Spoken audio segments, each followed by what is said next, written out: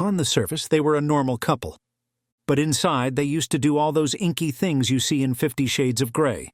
The only difference was that Anastasia Steele in this case was not that submissive, and Christian Grey was not that dominant. The result? A mysterious murder that happened one day, out of the blue. But who is the killer?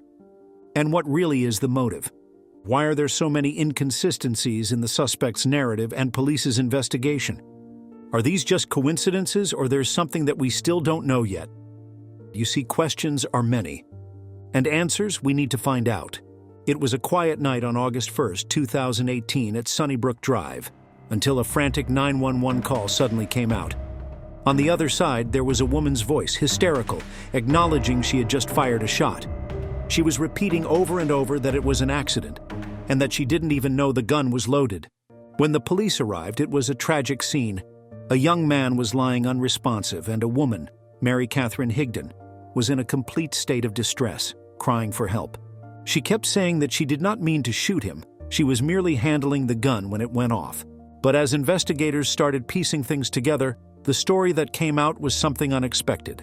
The shooting had taken place in the living room, and forensic experts went to work trying to determine exactly how it had happened. And then what had started as an accident quickly began looking more like a potential murder. Because after all, the trigger did not pull itself, someone had to do it. Body cam footage from that night captured the chaos. First responders working frantically to save the victim, Stephen Freeman, as Mary Katherine kept saying the gun had gone off by accident. But Stephen's mother wasn't buying it. No explanation could ease her pain or convince her that what happened that night wasn't intentional. Stephen Freeman was the kind of guy who lit up a room. Born and raised in Griffin, Georgia, he had a deep love for the outdoors, hunting, fishing, and camping.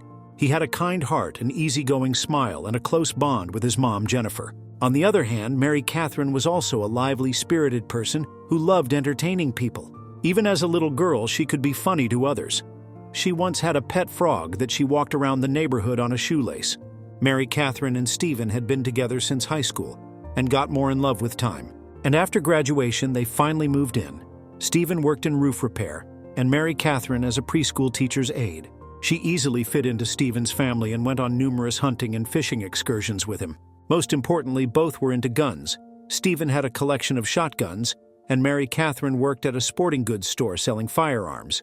She wasn't just familiar with guns, she knew them inside and out. She'd even gone through firearm safety training, and exactly that's what made Stephen's death even more suspicious. You see, Mary Katherine's first story was that the gun just went off when she held it up. But Detective Adam Trammell wasn't convinced. He showed how the weapon needed a deliberate pull of the trigger to fire. And then there was the crime scene. Something wasn't adding up. Signs of a struggle started to emerge, making Mary Katherine's story seem less and less believable. Lieutenant Chris Wilson recalled walking into that house the night of the shooting. Now it looked tidy and put together, but that night it was a mess. Food was scattered all over the floor and countertops as if it had been thrown in a fight. The place told a different story than Mary Katherine. So what really happened that night? Was it a tragic accident or something far more sinister? When Mary Katherine Higden was brought in for interrogation, the detectives had a gut feeling that something wasn't adding up.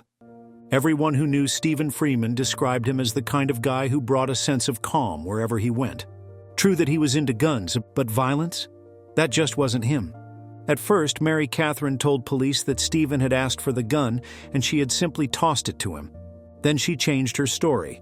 She later claimed she was handing it to him when bang, it just went off, hitting him just below the neck. Detectives Adam Trammell and Chris Wilson weren't buying it.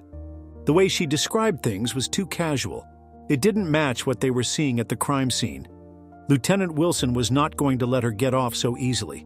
He pressed her persistently, accusing her of changing her story every other minute. And it was then that she broke. "I did it out of anger," she confessed. That was all the police needed to arrest her for murder. But then there was a big problem. The recording of her confession completely useless due to some technical glitch. Now all they had was their own memory of what she'd said. Still, the forensic evidence was stacking up against her. Mary Katherine had insisted the gun wasn't loaded, but investigators found cooking grease on the magazine and slide, proof that bullets had been loaded, and the magazine was reinserted that very night. That didn't scream accident to them at all. As the investigation continued, more disturbing details came to light.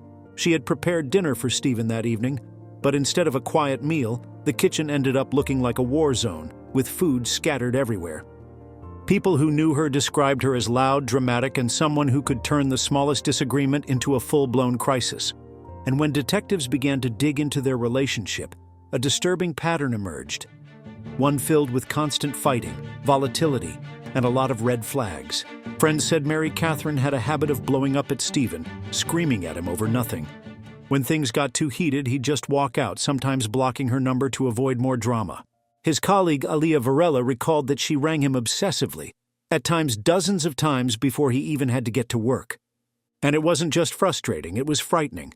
Stephen had told several friends that she had pulled a gun on him at least 3 or 4 times. One message from Stephen, sent just 3 months before his death, was particularly cold. He told how Mary Katherine had gone out, yelling at the top of her lungs, threatening to shoot him and herself. A month later, another fight left him so shaken that he told a friend he had finally reached his limit.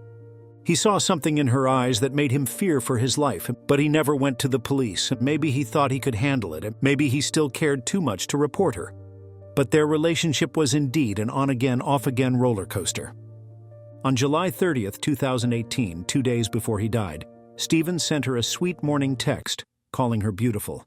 But by the next day, it was back to chaos. A friend asked him if he and Mary Katherine were fighting again, to which he replied he was avoiding her. He didn't intend on going home that night. Then he added something eerily ominous. He was running from Satan. And what happened next is quite chilling.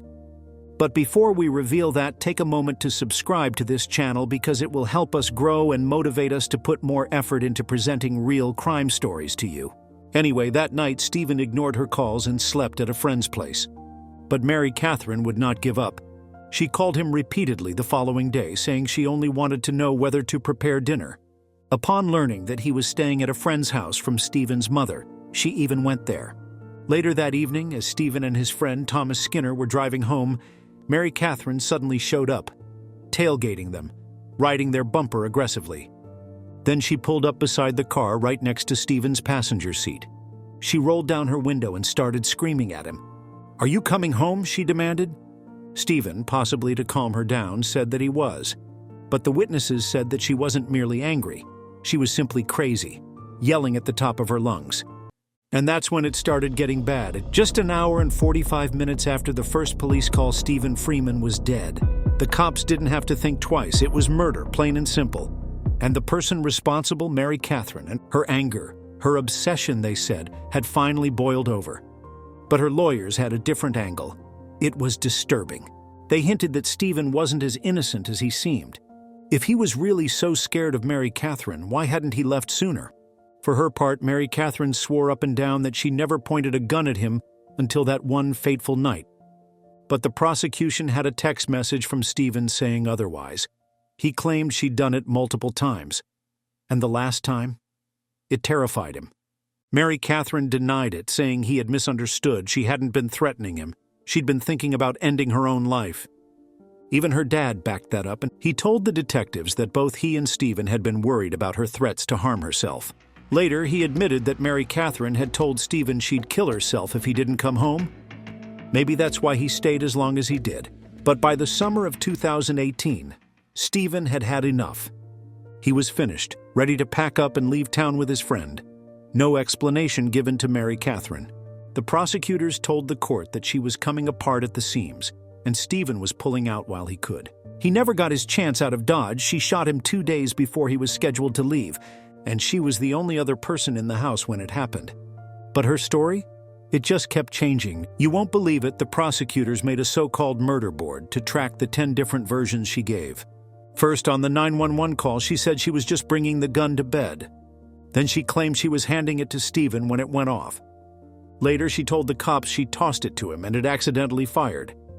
Eventually, she admitted the truth. She shot him in anger. But don't think that's the end. Then, she said to her dad and sister that they had been fighting, and she shot him in self-defense. She told them she meant only to scare him, to get him to go away. But then he lunged at her, as she described it, and she reacted. It all just happened so quickly, she just saw him bleeding. The problem, she never reported this lunging incident to the police. The prosecutor brought this to her attention as if it were a big red flag. She testified later that she'd been too humiliated to discuss the abuse she suffered. Not only had Stephen hit her before, he'd hit her enough that she'd left with a mark on her face. He'd grabbed her, smacked the side of her head, hit the back of her head. Stephen's friends, however, had a different story. They were adamant that the violent one was Mary Katherine.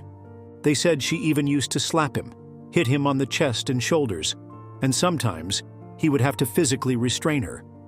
But Mary Katherine's sister Sarah was there to defend her. She recalled seeing bruises on Mary Katherine's arm weeks before the shooting. She regretted not taking pictures of them. Then there was the forensic evidence.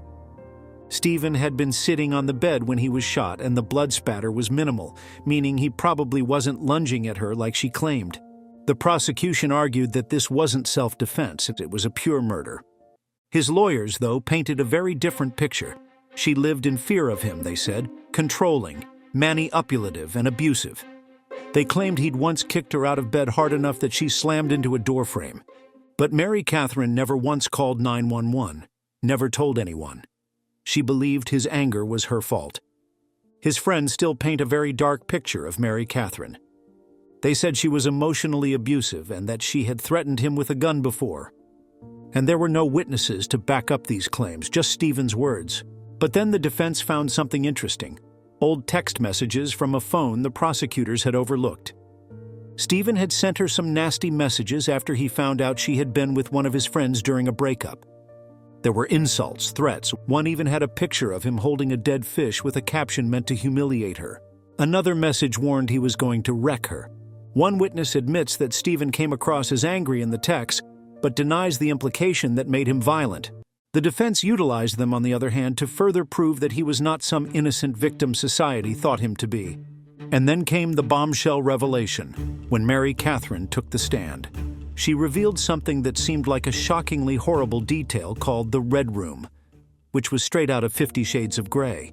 Now they were painting their relationship as far more complicated, maybe far darker than everyone had any idea. And so the case unfolded, with every twist being scrutinized in the Baldwin County Superior Court. In June 17, 2019, after almost a year since Stephen Freeman was found dead, Mary Katherine Higden finally goes on trial. The prosecution, led by Kate Lenhard, aimed to prove one point. Mary Katherine shot Stephen Freeman out of pure anger because he failed to go home for dinner and didn't return her calls. They had some pretty solid evidence too: grease on the gun, no one else at the scene, and blood pooled in just one spot, which meant Stephen wasn't moving toward her when he was shot. And then there were the text messages, one after another, her trying to get him to come home. It all painted a picture of anger, not self-defense. But the case wasn't exactly clean-cut. There were some messy details, especially when it came to how the evidence was handled. Turns out first responders moved the gun before even taking pictures. Why? They claimed they were worried Mary Katherine might grab it. The prosecution wasn't happy about that at all, arguing it could have messed with their case. Then came Mary Katherine's turn to speak and knew the stakes were life in prison if things did not go well. Her story? Totally different from that of the prosecutor. She depicted Stephen as a controlling, abusive man who expected her to handle all household chores and who bursted out into jealous rages. She even had threatening messages from him, ones that made her worry about her life. And it didn't end there. She described a pattern of violence, saying he had shaken her, hit her, and even restrained her in that disturbing space she called the Red Room, a place where, according to her, Stephen took things way too far. She claimed he forced her into painful, degrading situations, escalating beyond just rough encounters into full-on assault. One of the most shocking moments, she testified that Stephen raped her, twice.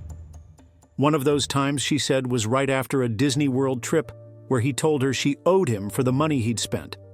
But the prosecution wasn't buying it. They pointed out that she never made these claims until she was on trial for his murder, when Stephen wasn't around to defend himself. But now, Mary Katherine insisted she shot Stephen out of fear. She added a new detail that he had just found out she wanted to leave him, which set him off. She said he was throwing things, pushing her, and then lunged at her, and everything after that was a blur. The next thing she knew, he was telling her to call 911.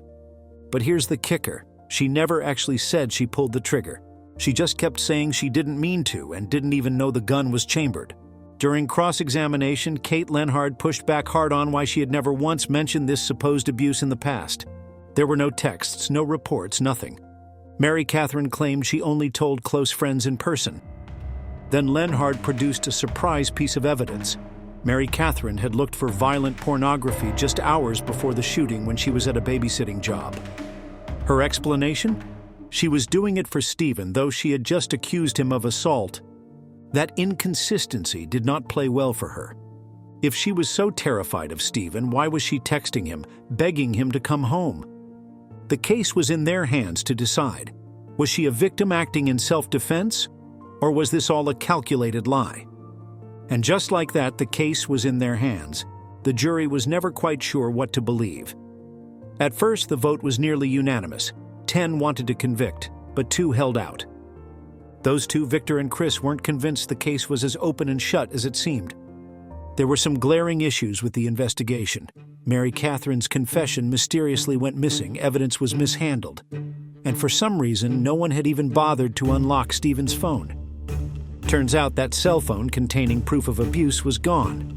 The more the jury deconstructed the prosecution's case, the more the cracks began to show. Following hours of intense deliberation, they finally reached a verdict: not guilty. Not for malice murder, felony murder, aggravated assault, or even possession of a firearm during a felony. And just like that, Mary Katherine was suddenly free. But Stephen's family was devastated. His mother, Jennifer Freeman, could not believe it. She felt that the jury had been ignorant of the facts. Even Victor, one of the jurors who didn't vote for acquittal, admitted he believed Mary Katherine had killed Stephen. But in the end, the prosecution had left them with too much doubt to convict. What do you think? Is she a murderer or not? And exactly why did she murder her husband, Alcathis? Was he really a creep under the facade of a decent guy? Share your thoughts in the comments section. But don't be overwhelmed by this so-called unsolved case already. If you really care about the cases that are unsolved, not only for years or decades, but for centuries, you need to see this. Click on it to see the brutality and the horror it cast on the streets once upon a time. And I'm sure you have heard of the name before, but you heard of this killings in detail, and you didn't know who he really was. And to watch more true crime content like this, just subscribe to this channel. See you soon.